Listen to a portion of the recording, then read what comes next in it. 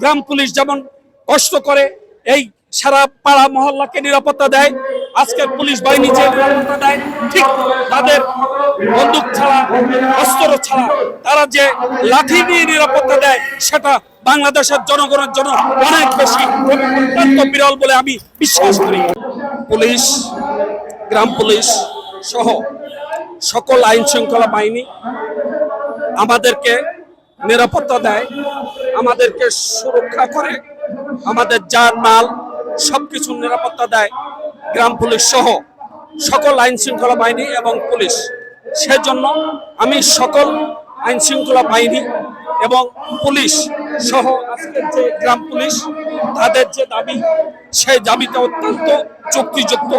কারণ প্রত্যেকটা কর্মজীবী যারা সরকারি চাকরি করে, তারা প্রত্যেকেই যে বেতন ভাতা পায়, আর আজকের যে গ্রাম পুলিশ, সেই গ্রাম পুলিশের বেতন ভাতা তার যে বৈষম্য, সেটা অত্যন্ত আপত্তিকর এবং ন্যাক্কারজনক।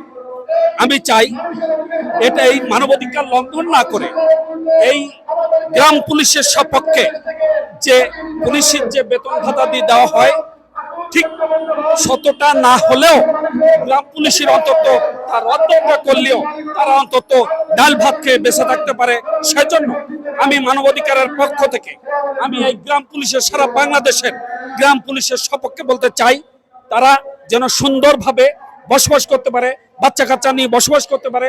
সেজন্য আমি গ্রাম পুলিশের সপক্ষে সরকারের বাহাদুরির কাছে আমার আকুল আবেদন থাকবে যে এদের বেতন ভাতা সমমানের করে তাদের বাঁচানোর জন্য আজকের জননেত্রী শেখ হাসিনা, বাংলাদেশের প্রধানমন্ত্রী জননেত্রী শেখ হাসিনা মানবতার মা হয়েছেন।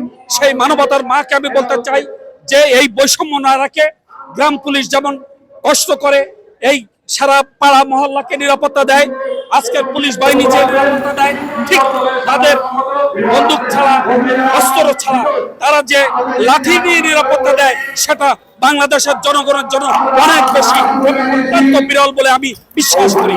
সেজন্য আমি মানবতার মাকে বলতে চাই, যদি এদের আর একটু বেতন ভাতা বাড়িয়ে যদি একটু কিছু করা যায়, তাহলে এই গ্রাম পুলিশগুলো ভালো থাকবে, সুন্দর থাকবে, সুস্থ থাকবে।